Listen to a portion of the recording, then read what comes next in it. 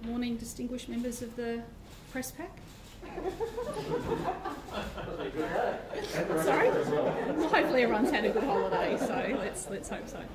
Anyway, good morning, Queensland. And can I start by saying some very good news today.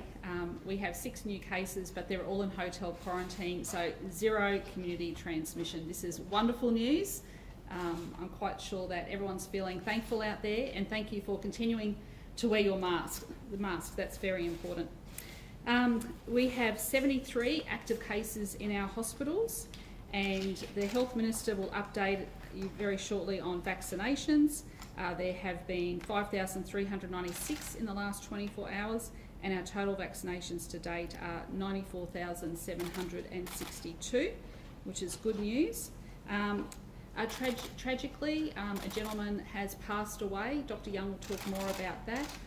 He was a dual British PNG national, but of course our condolences go to his family.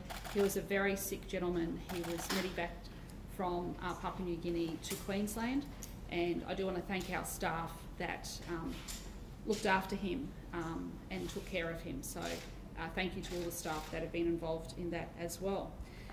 So, of course, good news about the bubble that's going to exist between New Zealand and Australia. I had the opportunity to speak to the New Zealand Prime Minister, Jacinda Ardern, yesterday, and of course I invited her to Queensland at the earliest opportunity, and I hope that her family does take up that opportunity. She was out here, I think from memory, for the Commonwealth Games, which was just over 3 years ago.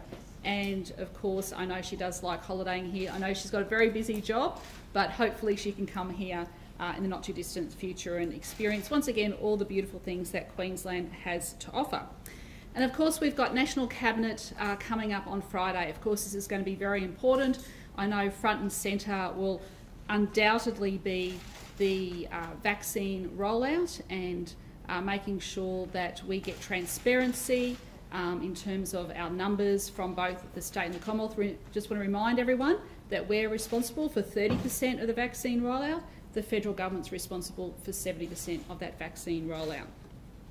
I also will be writing to the Prime Minister today about another issue that I'd like on the agenda this Friday at National Cabinet, and that is to hold a National Women's Summit.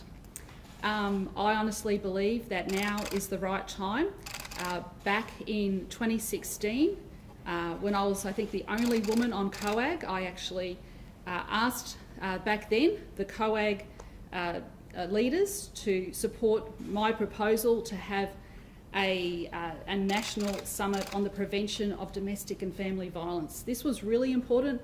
It was attended by the Prime Minister and all of the leaders, key stakeholders, and it was really good to come together to talk about such an important issue. But I actually think the time is now right for our country to have a National Women's Summit. I think this is really important. To look at gender inequality, to look at economic inequality, to look at actions to address the gender pay gap, actions to address the superannuation gap, issues around addressing issues of affordable childcare. This is a huge issue for women out there in our community. You know, time and time again, my sisters have told me and other members of the community how expensive it is for childcare when you're working as well. So I think these are really big issues in terms of women's equality. I also think issues of sexual harassment in the workplace is really important.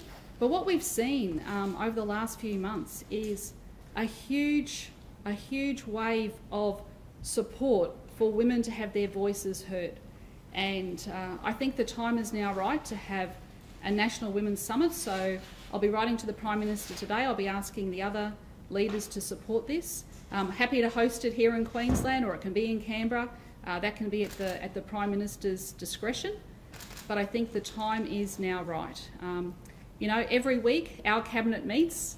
And, you know, I think it was really good to see yesterday the Prime Minister meeting with members of his Women's Task Force. But our Cabinet meets, we've got nearly 50% women in our Cabinet. We meet every single week and we talk about these issues constantly. We've been able to make huge inroads in Queensland when it comes to making sure that we have 50% women on our government boards, making sure that we address issues like domestic and family violence, making sure that we've set up a task force headed by respected former Judge Margaret McMurdo to look at the way women are treated in the criminal justice system. I mean, we sit around the cabinet table and talk about these complex issues all of the time. And now is the time for women's voices throughout Australia to be heard. And I honestly believe that if we are going to achieve equality in this country, then now is the time. Now is the time for us to have a National Women's Summit.